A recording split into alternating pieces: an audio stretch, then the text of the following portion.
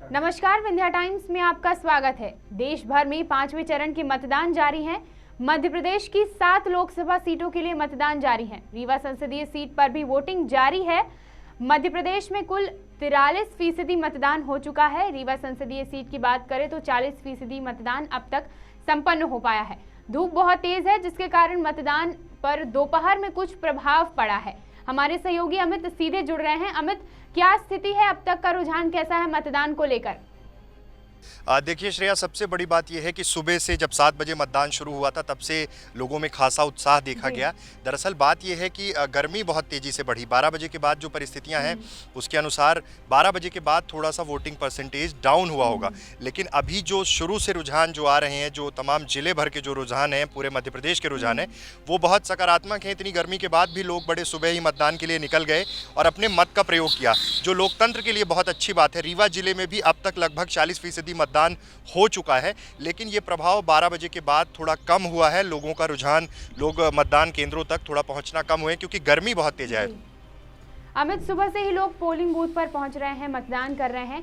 प्रशासन द्वारा कैसी व्यवस्था की गई है मतदान केंद्रों पर?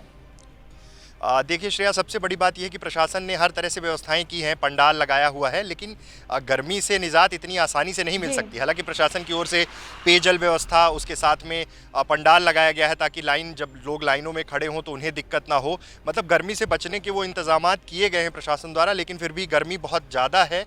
मतदान प्रतिशत जो है 12 बजे के बाद थोड़ा सा कम हुआ है। अभी एक उम्मीद है कि दोपहर जैसे ही थोड़ा सा गर्मी कम होगी, लोग फिर से मतदान केंद्रों पर पहुँचेंगे। अगर प्रशासन की बात की जाए तो सुरक्षा व्यवस्था के दृष्टिकोण से और तमाम वो सारी व्यवस्थाएं जो मतदान के दौरान जरूरी होती हैं, वो सब कुछ प्रशासन ने बहुत व्यवस्थित तरीके से कर रखा है। अच्छा अमित, गर्मी का क्या कुछ प्रभाव देखते हैं आप वहाँ पे? सुबह से लोग बड़ी तेजी से मतदान कर रहे थे, लेकिन दोपहर तक मतदान प्रतिशत थोड़ा कम हुआ है। मतलब लोग पोलिंग बूथ पर कम पहुँच रहे हैं। जी हाँ श्रेया, सबसे बड़ी बात यह है कि सुबह से लोग बड़े उत्सुक होकर मतदान करने पहुंचे थे। 7 बजे से ही वोटिंग शुरू हो गई थी। उसके बाद लगातार 7, 8, 9, 10, 11, साढ़े 11 बजे तक लोगों में अच्छा खासा रुझान देखा गया।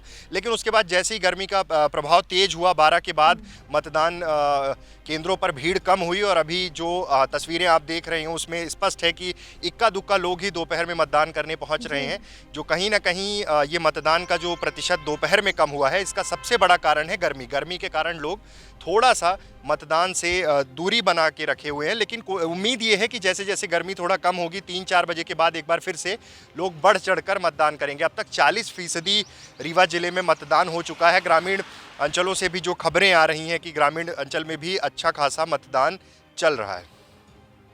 अच्छा, अभी आप पोलिंग बूथ पर हैं अमित, वहाँ पर कुछ लोगों से आपकी बात हुई होगी। अमित, क्या लगता है कि 2 बजे के बाद या फिर थोड़ा शाम होते होते क्या लोग घरों से निकलकर मतदान करने पहुँचेंगे? कैसी स्थितियाँ देखते हैं आप?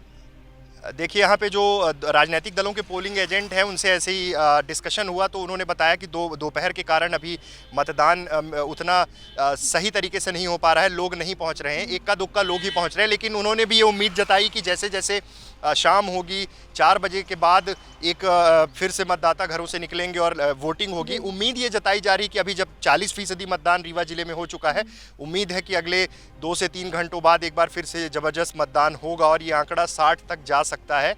तो अब देखना होगा कि दोपहर के बाद जब हल्की गर्मी कम होगी तब कितना उत्सुक होकर मतदाता मतदान केंद्र तक पहुंचकर मतदान करते हैं। ठीक है, बहुत बहुत शुक्रिया अमित हमारे साथ जुड़ने के लिए। तो ये थे हमारे सहयोगी अमित, जो लगातार कवर कर रहे हैं, तमाम मतदान केंद्रों तक पहुंच रहे हैं। उम्मीद करते हैं कि जब धूप कम होगी तो लोग फिर बढ़ चढ़ कर मतदान करने पहुंचेंगे। और अगर आप भी मतदान कर रहे हैं तो अपनी सेल्फी शेयर करें हमारे साथ, मेल करें अपनी सेल्फी windyatimes@gmail.com पर। धन्यवाद।